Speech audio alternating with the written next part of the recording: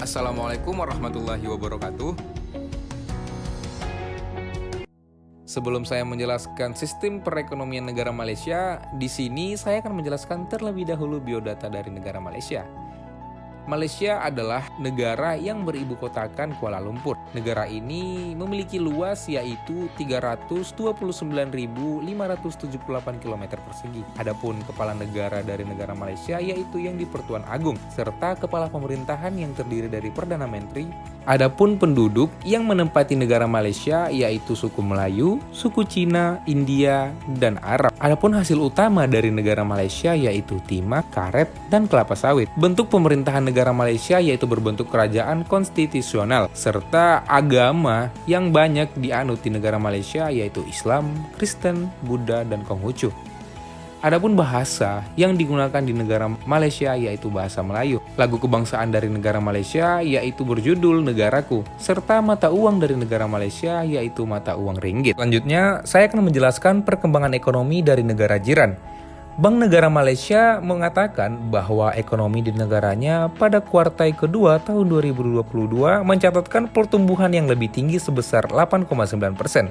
Angka ini melesat lebih cepat dari perkiraan pertumbuhan di sisi sebelumnya, di mana saat itu produk domestik bruto atau yang disingkat dengan PDB, kuartal pertama hanya mencapai 6,7% saja.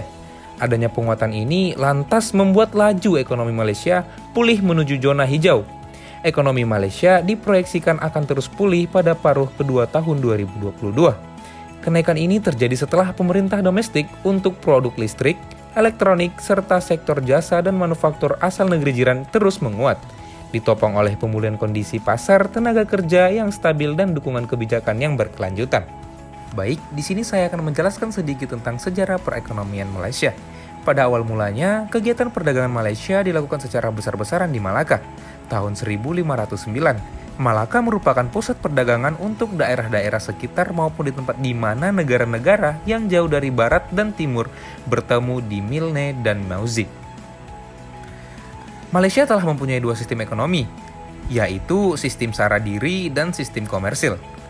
Sistem sara diri adalah kegiatan ekonomi dari kemampuan pemulihan kebutuhan sehari-hari sendiri melalui kegiatan berkebun dan bercocok tanam, serta perikanan dan kehutanan. Dalam perekonomian Malaysia, peran pemerintah minim dalam penerapan sehingga menjadikan mudah dalam hal birokrasi. Banyaknya pengusaha dari negara-negara lain yang ingin melakukan bisnis di Malaysia karenanya. Imbasnya, hal tersebut mampu mengurangi tingkat pengangguran masyarakat dan menaikkan pendapatan nasional. Kemajuan teknologi juga berperan dalam mempercepat pembangunan infrastrukturnya. Itulah yang menjadikan perekonomian Malaysia tumbuh dengan pesat. Lain halnya dengan sistem komersil, ialah sistem ekonomi yang mengacu pada prinsip pasar terbuka layaknya penanaman modal, investor asing, teknologi baru, pengenalan jenis tanaman baru, dan sebagainya. Kebijakan Malaysia ini diharapkan memudahkan dalam hal mobilisasi ekonomi serta integrasi ekonomi yang tercipta mampu meningkatkan taraf perekonomian Malaysia. Malaysia dapat dipandang sebagai salah satu negara berkembang yang luar biasa di kawasan Asia Tenggara. Malaysia telah mempraktikkan kebijakan liberal terhadap arus masuk modal asing dan keterbukaan sejak tahun 1957. Ada beberapa hasil industri yang berasal dari negara Malaysia, yaitu peralatan elektronik, karet, minyak bumi, padi, teh, kelapa sawit, dan timah.